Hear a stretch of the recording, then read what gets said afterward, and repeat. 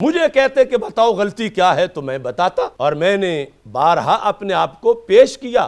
ہم نے اس وقت بھی کہا تھا کہ اس میں کیا حرج ہے، ہم نے کوئی جنگ تو نہیں کرنی وہاں جا کر،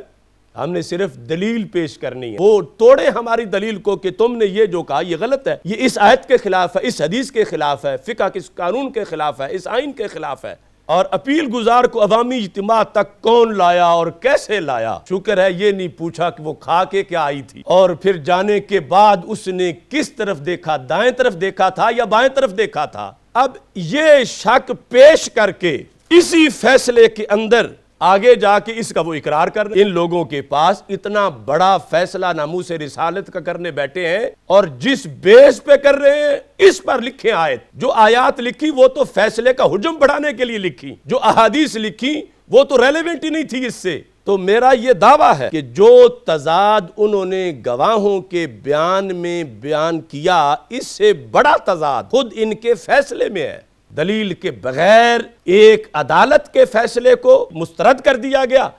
اور الٹا گواہوں کو جھوٹا قرار دیا جا رہا ہے۔ کس بیس پہ ان کو جھوٹا قرار دیا جا رہا ہے؟ کیا ثبوت ہے ان لوگوں کے پاس کہ وہ گواہ جھوٹے ہیں؟ ہم جس مرحلے میں آج موجود ہیں آسیہ ملعونہ کیس کے لحاظ سے، آسیہ ملعونہ کیس کئی سال جب چلتا رہا تو اس سلسلہ میں ویسٹ میں پوری کمپین چلائی گئی۔ صرف ہماری حکومتوں پر ہی دباؤ نہیں تھا، انہوں نے اس نے جو بکواس کیے تھے ان کی دلیلیں بھی اپنے طور پر پیش کرنے کی کوشش کی۔ باقاعدہ ویڈیو کلپ دکھائے جا سکتے ہیں کہ جس کے اندر بیرون ملک وہ اس کے بکواسوں کو مان کے اس نے کیے ہوئے ہیں۔ اب یہ ساری یعنی اتنی لمبی داستان میں دشمن اعتراف کر رہے ہیں کہ اس نے ایسا کیا ہوا ہے، اور پھر اس کی تعویل کرنا چاہتے ہیں، اور وہ خود بھی اعتراف کرتی رہی۔ لیکن اب آ کے ایسی صورتحال بنائی گئی کہ آنن فانن سارے گواہ بھی جھوٹے ہو گئے، تفتیشی افسر بھی جھوٹے ہو گئے، عدالتیں بھی جو ہیں وہ حق پہچان نہ سکیں، اور ان لوگوں نے آ کر یعنی ان ساری جو پہلی تحقیقات تھیں جو شروع سے کی جا رہی تھیں ان کے برعکس اپنا ایک فیصلہ جاری کیا، جس کے خلاف ہم نے احتجاج بھی کیا اور دلائل بھی پیش کیے۔ اب جس وقت اس فیصلے کے لحاظ سے یہ آج کا جو نوائے وقت ہے اس میں چھپا ہوا ہے کہ اپیل جو تھی قاری اسلام صاحب کی طرف سے اس کو خارج کر دیا گیا، یہ کہہ کر کہ یہ اپیل میرٹ پر نہیں ہے، لہذا اس کو خارج کیا جاتا ہے اور وہ جو رہائی کا حکم ہے اسے برقرار رکھا جاتا ہے۔ اس میں موجودہ چیف جسٹس نے یہ کہا کہ رسول اکرم صلی اللہ علیہ وسلم کا فرمان ہے کہ اقلیتوں کا خیال رکھو۔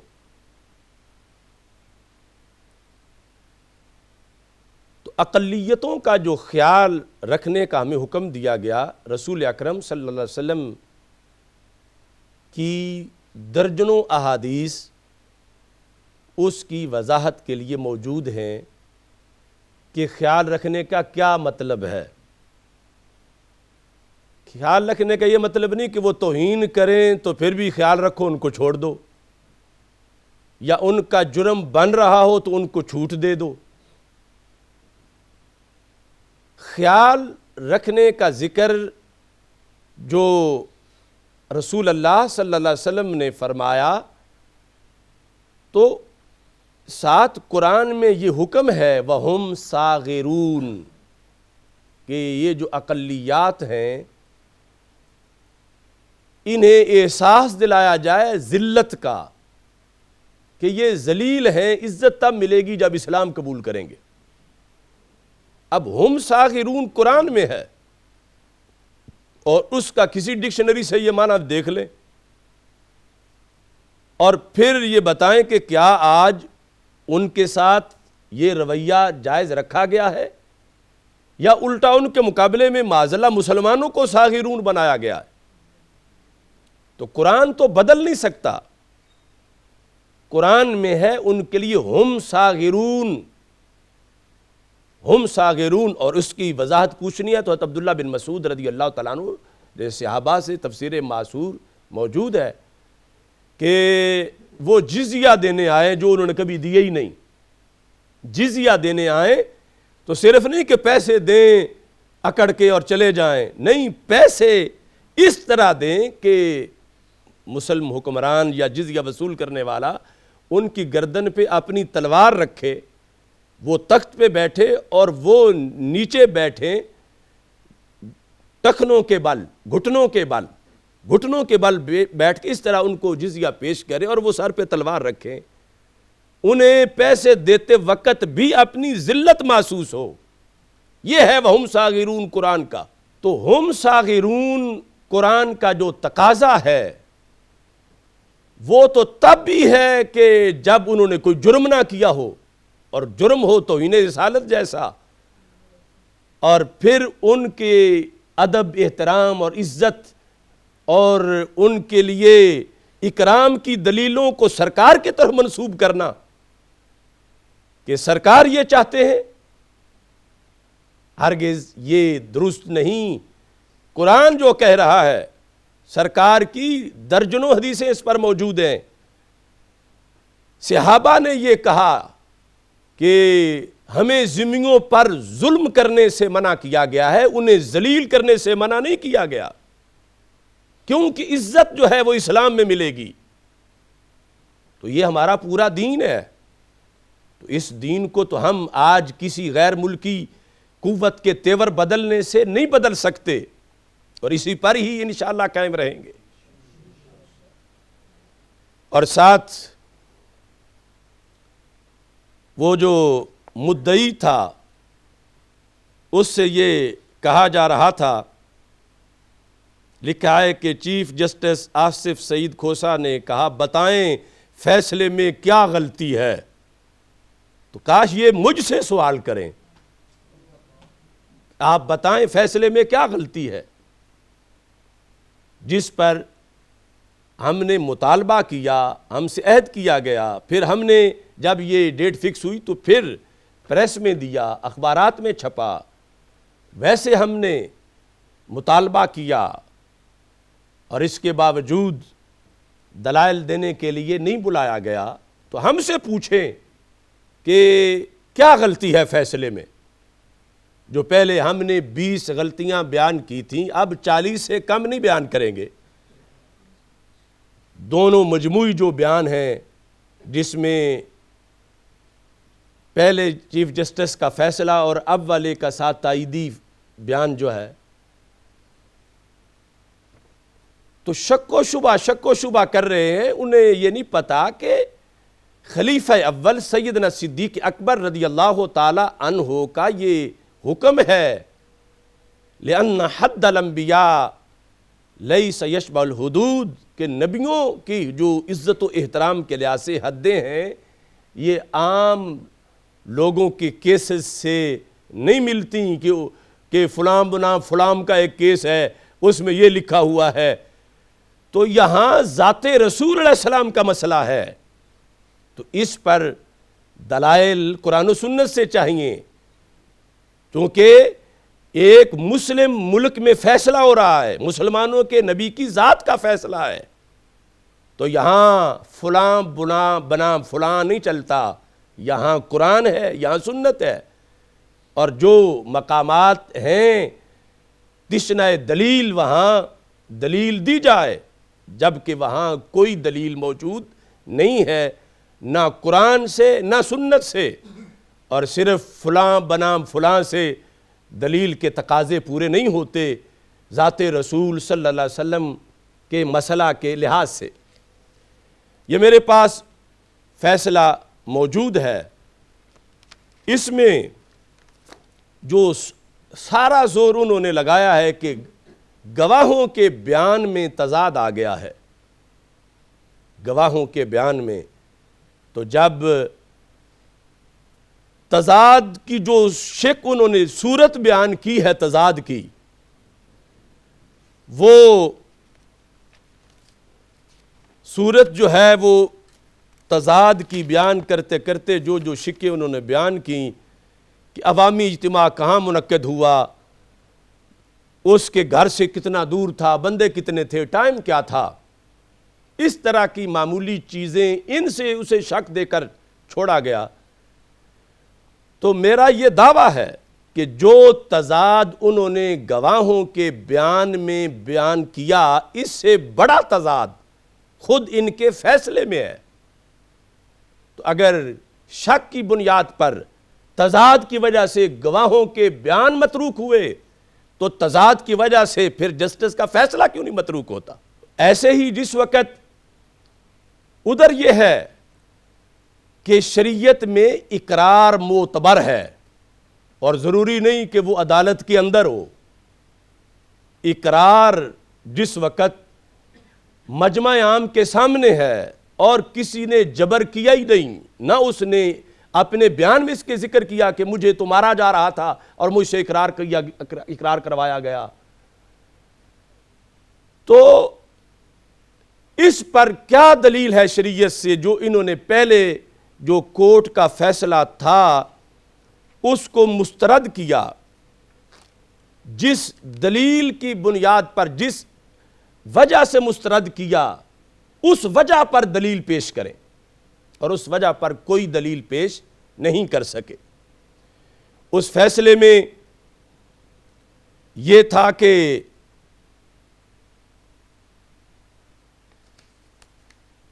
اس انداز میں فیصلہ سارے کا سارا پیش کیا گیا کہ جس کے اندر انہوں نے 4-5 وجوہات لکھ کر یہ واضح کیا۔ الف یہ ہے، یہ فیصلے کیا جو 30 نمبر صفحہ اس پر، کہ چشمدید گواہان اور اپیل گزار کی فالسا کے کھیت میں موجودگی سے انکار نہیں کیا گیا، کہ واقعی یہ کھیت میں تھی اور چشمدید گواہ بھی متفق ہیں کہ یہ تھی اور یہ بھی مانتی ہے کہ میں وہاں پر تھی، اس کے کسی وکیل نے بھی انکار نہیں کیا۔ گواہان سے اپیل گزار کے ہاتھوں مبینہ توہین رسالت پر کوئی دفاعی جرح نہیں کی گئی، کہ جب گواہوں نے عدالت کے روبرو یہ کہا کہ اس نے توہین رسالت کی ہے، تو اس کے جواب میں وہ بولی نہیں کہ میں نے نہیں کی، اس کا وکیل بھی نہیں بولا، تو پھر جرم مانا گیا۔ جب اسے پتا ہے کہ اس کی سزا موت ہے، کہ جو میرے بارے میں یہ گواہی دے رہے ہیں، تو ان کے سامنے وہ بولی نہیں، نہ وکیل بولا ہے انکار میں۔ پھر وکیل صفائی نے اپیل گزار اور چشمدید گواہان کے مابین سابقہ دشمنی، کینہ، بغض اور در پردہ اغراض جن کی بنا پر اپیل گزار کو اس سنگین جرم میں پھنسایا گیا ہو کی طرف اشارہ نہیں کیا۔ یعنی جو اب بھی یہ گھڑ رہے ہیں سب کچھ کہ ان کی کوئی آپس میں دشمنی تھی، یا وہ گواہی دینے والی اسکاری جو ہے سالم کو اس کی جو ہے وہ رشتہ دار تھیں، یا اس طرح کی چیزیں، عدالت نے لکھا کہ یہ ایسی کوئی چیز انہوں نے اشارہ تن بھی آسیہ ملونہ کے گروپ نے عدالت میں پیش نہیں کی۔ اور پھر محمد ادریس جو وقوعہ کے وقت کھیت میں موجود تھا، جس کا ڈیرا تھا، کی شہادت چشمدید گواہان کے بیانات کی انتہائی حد تک توثیق کرتی ہے۔ اب یہ چیزیں سامنے رکھ کر انہوں نے فیصلہ کیا تھا، ٹرائل کورٹ نے، پھر اسی کو سامنے رکھ کر ہائی کورٹ نے برقرار رکھی سزائے موت۔ اب اس کو یہ کس طرح اس کی دھجیاں اڑا رہے ہیں بغیر کسی دلیل کے؟ اسی صفحہ نمبر 30 میں جو شک نمبر 46 ہے اس میں لکھا ہے، اس ضمن میں یہ مان لینا ضروری ہے کہ عدالت حاضہ نے قرار دیا ہے کہ یہ اصول کے بیان کا وہ حصہ جس سے انکار نہ کیا جائے تسلیم شدہ تصور ہوتا ہے. تسلیم شدہ تصور ہوتا ہے، یعنی بیان کا وہ حصہ جب کہا جا رہا تھا اس نے توہین کی ہے، تو جب انکار نہیں کیا تو پھر تسلیم شدہ ہے. اب یہاں یہ کہتے ہیں کہ نہیں،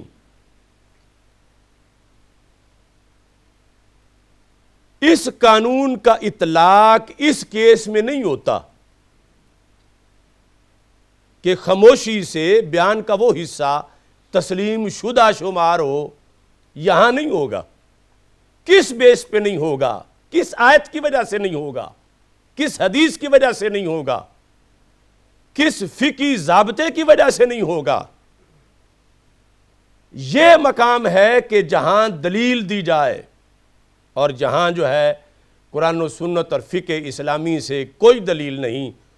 فلاں بنام فلاں کہہ کر اس بات کو ٹال دیا گیا ہے. یہ امت پوچھتی ہے کہ جب عدالت نے ایک چیز کو اقرار مانا اور اس چیز کو صرف عدالت پاکستان ہی اقرار نہیں مان رہی، اس کو قرآن و سنت نے بھی اقرار کہا ہے. یعنی قرآن و سنت کی تعلیمات پر کہ جب کسی پر الزام لگایا جائے اور اسے پتہ بھی ہو کہ اب مجھے اس کی سزا ملے گی ہلکی سی بھی، اور یہاں تو موت کی سزا تھی، اور وہ چپ رہے تو وہ اقرار بن جاتا ہے. نہ بننے پر دلیل دی جائے کہ اقرار نہیں بنتا، اس پر کوئی دلیل نہیں ہے. ان لوگوں کے پاس اتنا بڑا فیصلہ ناموس رسالت کا کرنے بیٹھے ہیں، اور جس بیس پہ کر رہے ہیں اس پر لکھیں آیت. جو آیات لکھی وہ تو فیصلے کا حجم بڑھانے کے لیے لکھی، جو احادیث لکھی وہ تو ریلیونٹ ہی نہیں تھی اس سے. یہ مقام ہے، اور اس طرح کے اور مقامات ہیں کہ جن پر کوئی دلیل بھی پیش نہیں کی گئی، اور آگے جو ہے وہ جس طرح کہتے ہیں پنجابی میں چیچی کا کہاں بنا لینا، یہ میڈیا والے اور اینکر دبائے پھرتے ہیں کہ دیکھو جی اتنے صفحات کا فیصلہ ہے اور اتنی دلیلیں ہیں. تو کہاں ہے کوئی دلیل اس کے اندر؟ قرآن و سنت، فقہ اسلامی، یا جس کو دلیل کہا جا سکے مسلمانوں کے لحاظ سے، کہاں ہے وہ دلیل؟ دلیل کے بغیر ایک عدالت کے فیصلے کو مسترد کر دیا گیا اور الٹا گواہوں کو جھوٹا قرار دیا جا رہا ہے. کس بیس پہ ان کو جھوٹا قرار دیا جا رہا ہے؟ کیا ثبوت ہے ان لوگوں کے پاس کہ وہ گواہ جھوٹے ہیں؟ اور پھر اس سلسلہ میں سارے صفحات جو 30 صفحات تک ہیں اس میں شک پیدا کرنے کے لیے یہ سوالات اٹھائے گئے. مثلا شکایت گزار کو وقوع کے بارے میں اطلاع کس نے دی؟ اپیل گزار کے جرم ہاذا کے ارتکاب کا انکشاف کے وقت وہاں کون کون موجود تھا؟ یعنی جب آسیہ ملعونہ نے لوگوں کے سامنے اقرار کیا، عوامی اجتماع کے وقت وہاں کتنے لوگ موجود تھے؟ عوامی اجتماع کہاں منعقد ہوا؟ یعنی کہاں سے مراد یہ تعین کہ گھر کس کا تھا، گلی کون سی تھی؟ یعنی یہ نہیں کہ وہ دیہات جو ہے وہ کہ دنیا سے اٹھ گیا ہے. اور عوامی اجتماع کی جگہ سے اپیل گزار کے گھر کے درمیان فاصلہ کتنا تھا، اور اپیل گزار کو عوامی اجتماع تک کون لایا اور کیسے لایا؟ شکر ہے یہ نہیں پوچھا کہ وہ کھا کے کیا آئی تھی، اور پھر جانے کے بعد اس نے کس طرف دیکھا، دائیں طرف دیکھا تھا یا بائیں طرف دیکھا تھا. یعنی یہ جو ضابطے بیان کیے جا رہے ہیں گواہ کی صداقت کو چیک کرنے کے لحاظ سے، اس طرح تو ان کے سامنے جو کچھ ہو اس پر بھی پورا نہیں اتر سکتا کوئی. اور پھر چلو یہ سارے جو ان کی باتیں کہ اس میں اختلاف آ گیا کہ ایک نے کہا عوامی اجتماع میں اتنے لوگ تھے، دوسرے نے کہا اتنے لوگ تھے، ایک نے کہا اس کے گھر سے اتنے میٹر دور تھا وہ جگہ مقام، اور دوسرے نے اتنے میٹر. اچھا، ان ساری باتوں کا دخل یعنی شک پڑا ان کے بقول، تو یہ شک آ گیا کہ پھر وہ گئی نہیں وہاں پہ، ورنہ سب بندے متفق ہوتے. چونکہ شک پڑ گیا ہے لہذا یہ قصہ گھڑا گیا ہے، جس طرح کہا جا رہا کہ گھڑا گیا ہے کہ اس نے اقرار کیا، چونکہ یہ بھی اختلاف ہے بندے کتنے تھے، یہ اختلاف ہے بات کس نے بتائی تھی، یہ اختلاف ہے لے کے کون آیا تھا، ان سارے باتوں کا مقصد ہے اس کے اقرار کرنے کے لیے پہنچنے میں شک کرنا۔ اب یہ شک پیش کر کے اسی فیصلے کے اندر آگے جا کے اس کا وہ اقرار کر رہے ہیں۔ کس چیز کا؟ کہ وہ گئی تھی، اس نے اقرار بھی کیا تھا۔ اب ان شکوک و شبہات کی پیچھے جگہ کیا رہی کہ جب عدالت اپنے فیصلے میں لکھ دے کہ وہ گئی تھی، اس نے اقرار بھی کیا تھا، اور آگے قصہ گھڑے کہ اقرار جو ہے دباؤ کی وجہ سے کیا تھا، تو پھر مسئلہ پیچھے تو صرف دباؤ والا رہ گیا۔ وہ گواہوں کے جو باتیں ہیں جن کی وجہ سے شک دے کہ اسے چھوڑا جا رہا ہے، وہ ساری باتیں تو کالعدم ہو گئیں، اس واسطے کہ عدالت نے مان لیا گئی تھی، اقرار بھی کیا تھا کہ میں نے توہین رسالت کی ہے۔ ہاں چونکہ لوگ زیادہ تھے تو دباؤ کی وجہ سے اس نے اقرار کیا۔ اب بحث پھر صرف دباؤ کے مسئلے پر رہ گئی، کیا دباؤ تھا یا نہیں تھا؟ اس سے پہلے کے جتنے صفحے بھرے ہوئے ہیں کہ فلاں نے یہ کہا تھا، فلاں نے یہ کہا تھا، اور یہ کل بھی عدالت میں کہا جاتا رہا کہ اس میں یہ تبدیلی ہو گئی تھی، گواہ کوئی کچھ کہہ رہا ہے کوئی کچھ کہہ رہا ہے،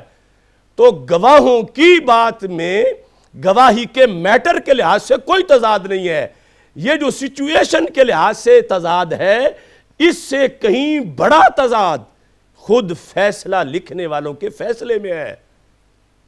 تو پھر اگر گواہوں کو جھوٹا قرار دیا جا رہا ہے اور ان کی گواہی پر فیصلہ نہیں کیا جا رہا، تو پھر فیصلے کا اپنا کیا حساب ہوگا؟ اس لحاظ سے صفحہ نمبر 29 پر جو شک نمبر 44 ہے، اس کا ماقبل کے ساتھ واضح تضاد، یہ میرا دعویٰ ہے، اور یہ تضاد وہ دور کر کے دکھائیں، اور پھر اس کا اپنا بیان، اس کے اندر تضاد ہے جس کو بیس بنا کر انہوں نے سارا فیصلہ کیا، وہ تضاد دور کر کے دکھائیں۔ تو یہاں 44 نمبر میں لکھا ہے کہ زیر نظر مقدمے میں اپیل گزار کو سینکڑوں لوگوں کے مجمع میں لایا گیا، سینکڑوں لوگوں کے مجمع میں لایا گیا، وہ اس وقت تنہا تھی، لہٰذا گھر دور ہو قریب ہو، بندے تھوڑے ہوں زیادہ ہوں، اس کی تو ضرورت ہی نہیں رہی۔ عدالت یہ فیصلے میں خود مان گئی کہ واقعی گئی ہے وہاں پر، اور یہ بھی مان گئی کہ اس نے اقرار بھی کیا ہے، لیکن آگے صورتحال ہیجان انگیز تھی، ماحول خطرناک تھا، اپیل گزار نے اپنے آپ کو غیر محفوظ اور خوف زدہ پایا اور مبینہ ماورائے عدالت بیان دے دیا۔ تو بیان دینے تک، اقرار تک تو بات پہنچ گئی۔ آگے یہ جو کچھ زیب داستان ہے، اس کا کون گواہ ہے؟ یعنی اس پر پریشر تھا، اس نے تو اپنے بیان میں لکھا نہیں، اس نے تو گواہی دی نہیں کہ مجھ پر پریشر تھا، یہ انہیں کن ذرائع سے پتا چلا؟ اس کے کیا ثبوت ہیں کہ وہاں یہ تھا کہ ہیجان انگیز ماحول تھا، خطرناک بات تھی، اور اس نے اپنے آپ کو غیر محفوظ پایا، خوف زدہ، اور اس طرح جو ہے اس نے بیان دے دیا؟ تو یہ ساری چیز ذکر کرنے سے فیصلے میں وہ سارے شکوک و شبہات کے لیے جو انہوں نے اتنا کھیل کھیلا تھا، وہ سب تو ختم ہو گیا، اس کی تو اب ضرورت ہی نہیں رہی، کہ جب مان لیا گیا کہ وہ گئی ہے عوامی مجمع میں اور اس نے جا کے بیان بھی دیا ہے۔ آگے یہ ہے کہ ان کے بقول بیان پریشر میں آ کر دیا ہے، تو وہ بولتی کہ میں نے پریشر میں دیا ہے، جب عدالت نے پوچھا تھا وہ بولتی، یا اس پر کوئی گواہ پیش کرتی، یا اپنے تحریری بیان میں اس کا ذکر کرتی جو فیصلے میں لکھا ہوا ہے۔ اس چیز کا تو ذکر ہی کہیں نہیں، تو اس پر سارا فیصلہ کیا جا رہا ہے۔ تعارض ہے، یہ تضاد ہے، یہ بیان جدا جدا ہیں، تو اپنا فیصلہ تو پہلے پڑھے۔ کہ جدا جدا بیانات جہاں جو کچھ ہے وہ ان سے جو کچھ ثابت ہونا تھا وہ تو تم نے مان لیا. اب ماننے کے بعد جو اگلی صورتحال ہے اس کے لحاظ سے یہ ہے کہ اس چیز کا دعویٰ نہ خود اس نے کیا، نہ اس کے وکیل نے کیا، نہ اس کے بیان میں ہے، تو تم کہاں سے یہ ساتھ اٹیچ کر رہے ہو کہ دعویٰ جو تھا وہ پھر اس طرح کیا گیا، اس نے بیان دیا، اقرار کیا کہ اس کو خطرہ تھا، جبکہ اس نے کسی خطرے کا کوئی ذکر نہیں کیا. تو چونکہ اس فیصلے کے اندر بہت سے سکم ہیں، مجھے کہتے کہ بتاؤ غلطی کیا ہے تو میں بتاتا، اور میں نے بارہا اپنے آپ کو پیش کیا، اور آج بھی یعنی اس لیے ہی ہم بیان کر رہے ہیں کہ عالم دین کا مطلب ہے علم کا اظہار، اور اس علم کے اظہار کے لیے پہلے بھی ہم نے اظہار کیا، اور آج بھی اللہ کے فضل سے ہم اس کا اظہار کر رہے ہیں. اور اگر کوئی میدان لگا تو پھر ہم سارا اظہار کریں گے، کیونکہ کچھ چیزیں تو ایسی ہیں نا کہ جو پہلے بیان نہیں کی جاتی، عین اس وقت بیان کی جاتی ہیں. اتنا بڑا امت کا مسئلہ سارا عالم اسلام دیکھ رہا ہے فیصلے کی طرف، اور ذات رسول علیہ السلام سے منسلک بات ہے، اور اس کے لحاظ سے یعنی اس طرح کہ فیصلے کیے جائیں تو یہ کیا یعنی کتنی دیگر گون صورتحال ہمارے معاشرے کے اندر یہ اس صورتحال میں دھکیل دیا گیا ہے امت کو. اور اس میں جو ذمہ دار مقتدر ادارے ہیں، ہم نے اس وقت بھی کہا تھا کہ اس میں کیا حرج ہے، ہم نے کوئی جنگ تو نہیں کرنی وہاں جا کر، ہم نے صرف دلیل پیش کرنی ہے. تو دلیل وہ توڑے ہماری دلیل کو کہ تم نے یہ جو کہا یہ غلط ہے، یہ اس آیت کے خلاف ہے، اس حدیث کے خلاف ہے، فقہ کے قانون کے خلاف ہے، اس آئین کے خلاف ہے. تو میں نے تو یہ کہا تھا کہ ہم تسلیم کر لیں گے کہ واقعی وہ مجرمہ نہیں تھی. جب ہمارے دلائل کا کوئی جواب دے تو ہمیں جب نظر آ رہا ہے اس انداز میں یہ ساری صورتحال، تو پھر اس انداز کے لحاظ سے یہ ایک تقاضا